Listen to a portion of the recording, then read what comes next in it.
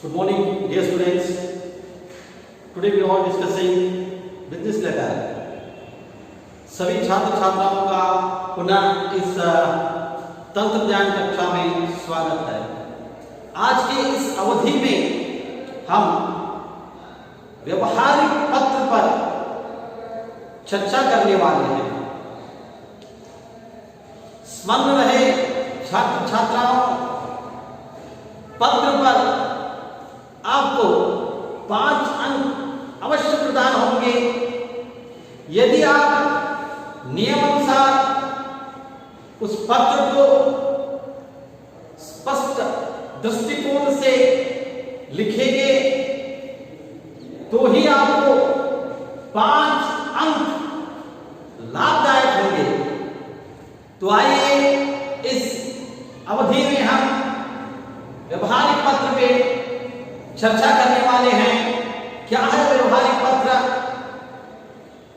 किस तरह से इसकी साख बनी हुई है, इसकी रचना कैसे होती है, किन अंगों का प्रयोग इसमें किया जाता है। व्यवहारिक पत्र तथा प्रार्थना पत्र दोनों के आकार, दोनों का लिखित रूप, दोनों में निहित अंगों का प्रयोग समरूप है, इसमें कोई भिन्नता नहीं है, परंतु इसमें उच्चारित भाव अवश्य भिन्न होते हैं। प्रार्थना पत्र में हम अपनी आवश्यकता का वर्णन करते हैं, अपनी याचिका को लिखित रूप में व्यक्त करते हैं, लेकिन व्यवहारिक पत्र में हम शर्त बनाते हैं, अर्थात कुछ मंगवाते हैं, उसके प्रति उन्हें भी कुछ रुपयों के माध्यम से दे देते हैं। तो देखें व्यवहारिक पत्र किस किस रूप में आता है।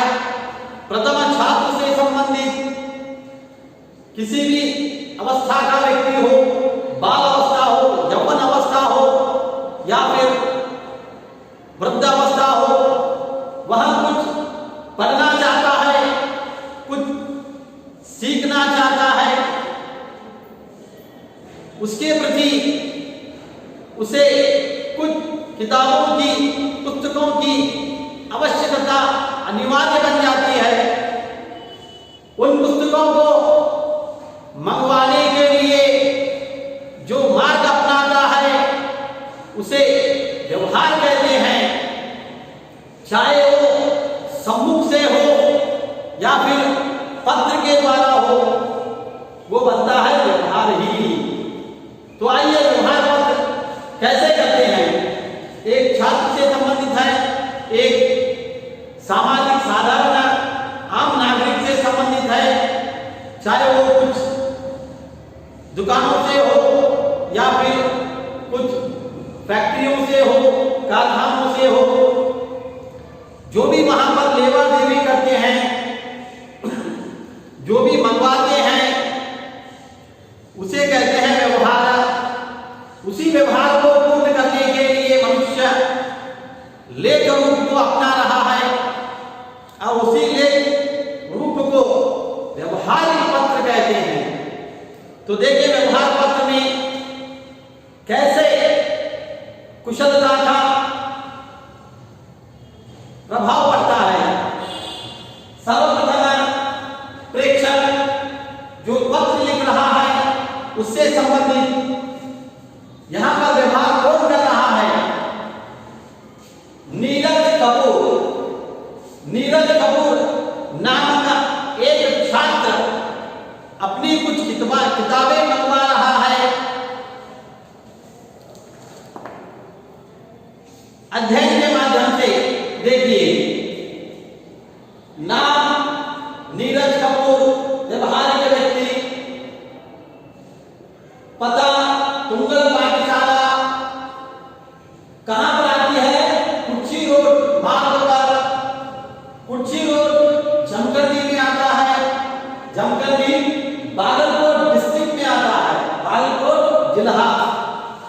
नीरज ने अपना पता स्पष्ट कर दिया है। नीरज कपूर, तुंगल पाठशाला, कुर्ची रोड, जमखंडी तालुक और बागलकोट जिला। नीरज ने पाठशाला का नाम अपने पत्र में प्रयोग किया क्योंकि उसे पता है यह पाठशाला प्रचलित है। सरल रूप से किसी भी व्यक्ति को पाठशाला का पता स्मरण रहता है, उसे अन्य जिज्ञासाओं की आवश्यकता नहीं। अगर कोई पूछ ले तो वह बता देगा यह पाठशाला इस मार्ग पर उपस्थित है, अब जाइए भेज दीजिए। तो इसलिए नीरज कपूर ने पाठशाला का नाम अंकित किया क्योंकि नीरज कपूर भी इसी पाठशाला का, यहीं की विद्यालय का एक विद्यार्थी है, छात्र है।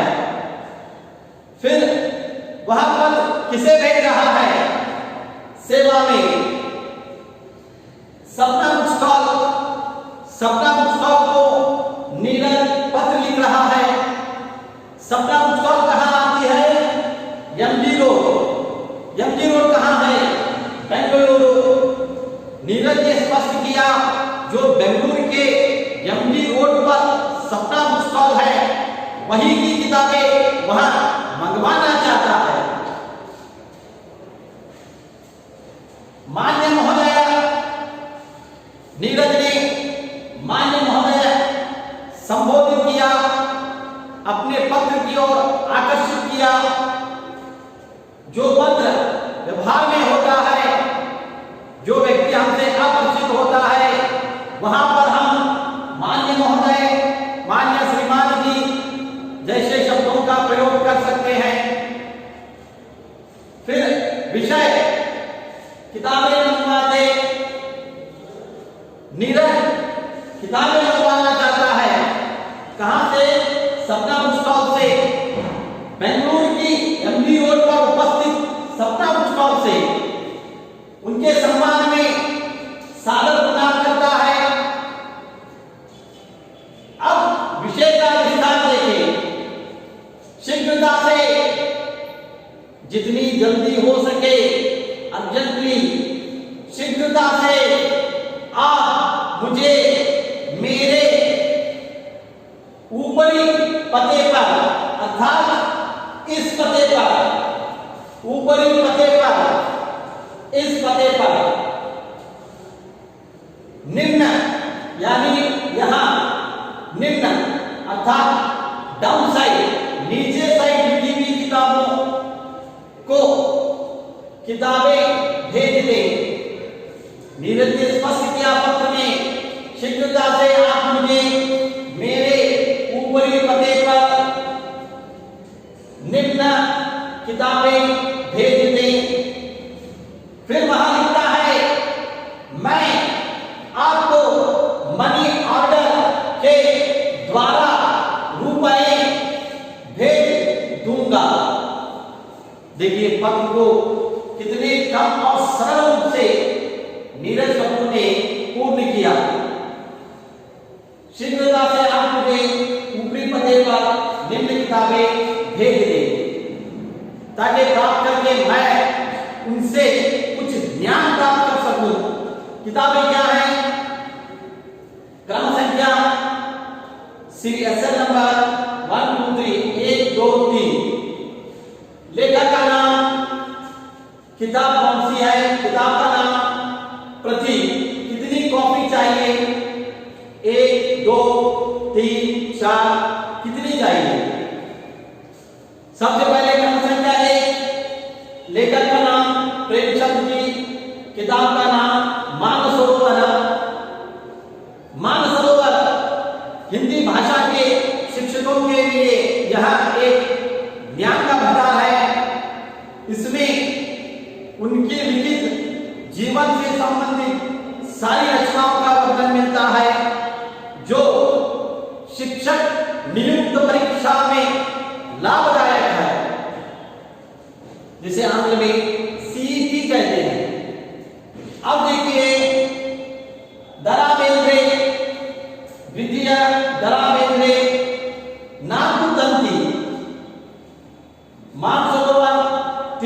प्रतियां चाहिए, नाकुदंती 2 प्रतियां चाहिए। अब व्याकरण एवं से रचित 5 प्रतियां चाहिए। सो नीरज कपूर ने भविष्य में जो सीईटी परीक्षा से संबंधित है उन किताबों को मंगवाया है। कहां से? बेंगलुरु के एमबी रोड के सपना बुक स्टॉल से। तो इस प्रकार आपको व्यवहारिक पत्र लिखना है।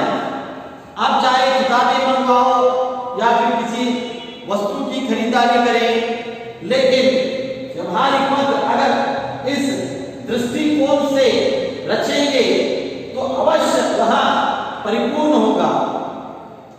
पत्र के पूर्ण होने के उपरांत धन्यवाद करें। धन्यवाद का तात्पर्य है कि पत्र को पाने वाला व्यक्ति आपकी आकांक्षाओं को स्वीकार कर रहा है, पूर्ण कर रहा है। इसी दृष्टि से आपको धन्यवाद कहना अनिवार्य है। जब आप धन्यवाद कहेंगे तो इसका अर्थ आप कृतज्ञता उत्पन्न कर रहे हैं। फिर अंत में समापन, पत्र को पूर्ण तरह से समाप्त करना। आपका विश्वासी, यह व्यक्ति अपरिचित है, इसीलिए समापन में आपका विश्वासी ही प्रयोग करें। फिर आपका नाम, आपके हस्ताक्षर और आपका दूरभाषा नंबर अर्थात मोबाइल नंबर। तो इस तरह से व्यवहारिक पत्र आप लिखेंगे तो अवश्य आपको 5 अंक तो मिलेंगे ही। इसके साथ आपकी व्यवहार कुशलता यशस्वी बन जाएगी। तो इसको, इस व्यवहारिक पत्र को व्याकरण विभाग के पत्र विभाग में अवश्य लिखें। प्रथम चरण में हमने आपसे पत्रों के नियम रूप को आपके सम्मुख रखा। फिर उसके उपरांत हमने प्रार्थना पत्र आपके साथ चर्चा की। आज तृतीय चरण में हमने व्यवहारिक पत्र पर आपसे समालोचन किया। इस व्यवहारिक पत्र को भी व्याकरण विभाग के पत्र विभाग में लिखें। जब पाठशालाएं पुनः आरंभ होंगी तब आपको पाठशाला की ओर आना है और साथ ही इस रचना विभाग को लेकर आना है। घर पर रहें, सुरक्षित रहें। जय हिंद।